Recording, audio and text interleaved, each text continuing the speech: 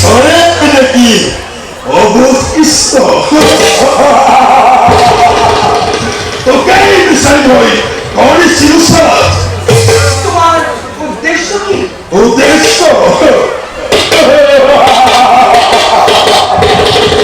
মোৰ উদ্দেশ্য তোক বুজিবৰ বাবে সকলো উপস্থিতি মথুৰালৈ।